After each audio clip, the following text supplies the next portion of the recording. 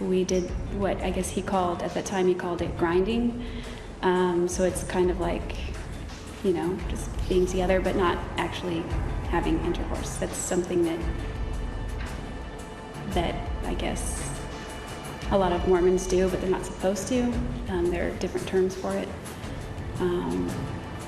like the provo push.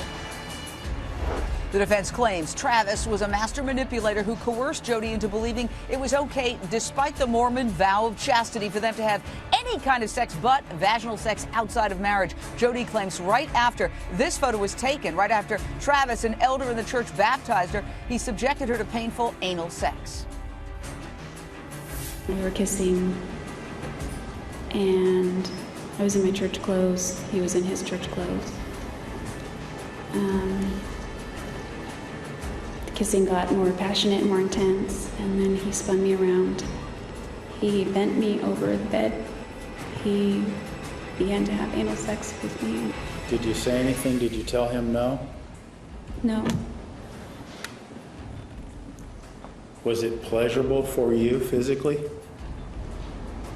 At that time, it was painful. We're delighted to have an expert on the Mormon religious right now. Patrick Mason chairs Mormon Studies at Claremont Graduate University. Thank you for joining us, sir. The defense trying to prove Travis lived a double life, one as a good Mormon, the other as a sexual deviant. He's not here to defend himself, but there could be, we don't know, but there might be Mormons on the jury. How do you believe they will react upon hearing this kind of testimony that he baptized her and then allegedly had this kind of sex with her hours later? Well, Mormons take chastity really seriously, the vow, the promise that they make not to have any kind of sex outside of marriage.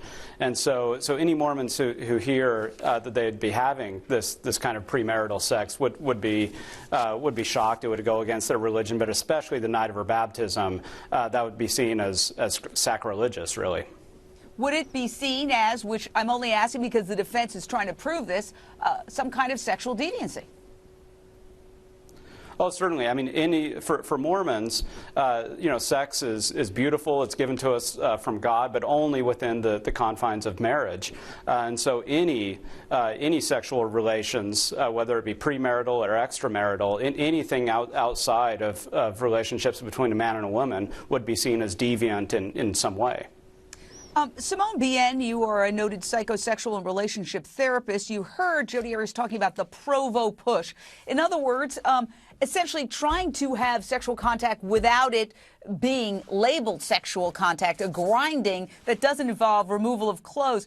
It reminds me of kind of like being a little bit pregnant. It's hard to have sexual contact without having sexual contact. Exactly, Jane. I mean, come on. This isn't stuff that friends do. Any kind of grinding, or can be called frottage as well. That is a sexual engagement, and I don't buy all this stuff about the fact that, you know, you can't compartmentalize what sex is. She's talking about anal sex, oral sex. The clue is in the title. They're having sex of some description. What concerns me is when she said about when they were talking about oral anal sex, was it enjoyable? And she said it was painful at that time. So she's giving us an indication that actually there were times that clearly she did enjoy it. But they had this enmeshed, crazy, addictive, sexual power games that they were clearly both somehow getting off